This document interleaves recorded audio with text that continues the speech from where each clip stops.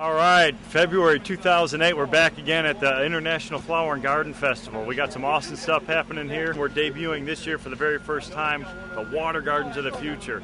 That's basically a rainwater harvesting concept, so we could show people how to be environmentally friendly by capturing rainwater and utilizing it for irrigation on their property. So it's going to be some great stuff. So stick around and we'll show you how we're doing it.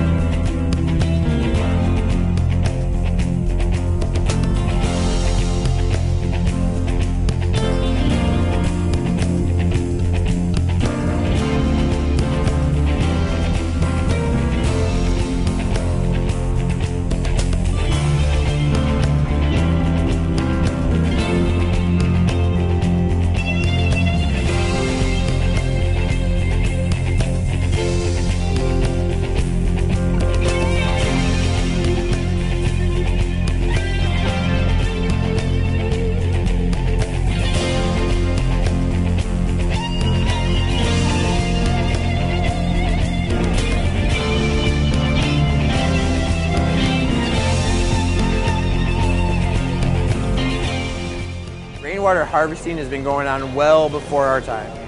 We're just bringing it back.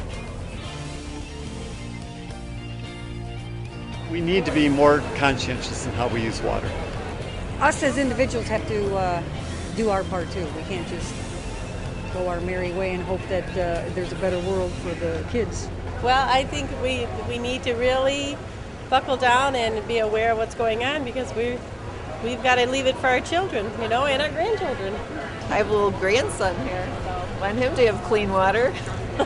I hope they come up with solutions, but it's always to the brink. You have to come to the brink before people start doing something. People are probably not going to make a difference, start to make a concerted difference in it until it actually starts to hit their pocketbooks, which is generally when it's too late. What are you doing to conserve? I want to take a bath once a month. There is a resurgent in interest in conserving water.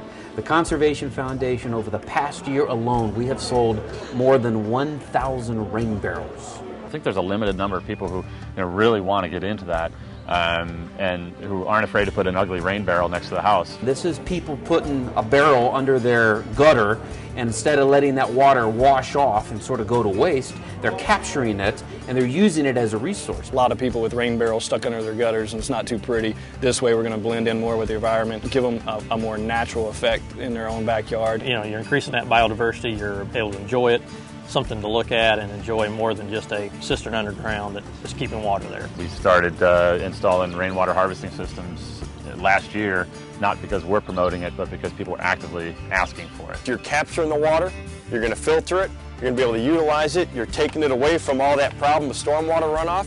We're going to be creating biodiversity at the same time. So, that's a grand slam. We're hitting things on so many different levels, it's unbelievable. In today's environment, everybody is looking to go green.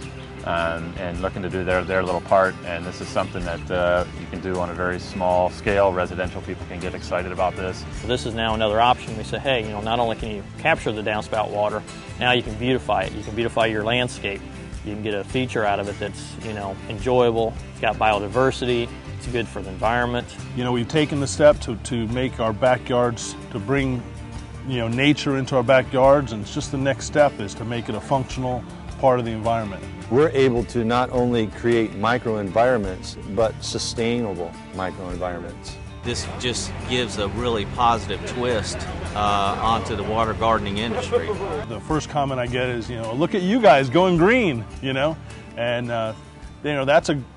that's right where you want your company to be. It's not the ultimate solution, but it's a first step in the right direction, and if the more and more people that we can get on board thinking this way, the better off it'll be for all of us. I think what we're doing here is a grassroots effort to bring this to a whole, to say, look, we need to do something, and I think this is going to happen throughout the United States, throughout the world. Right now, a lot of people are really starting to think about how important water is. People are finally beginning to realize that water is not a waste product that we have to get rid of. It is a valuable resource that we have to protect and save. Here's just one thing you can do better to save the earth. One person can make a difference. I guess I'm a bit of an optimist. So yeah, I am hopeful for the future, but it's going to take people working together.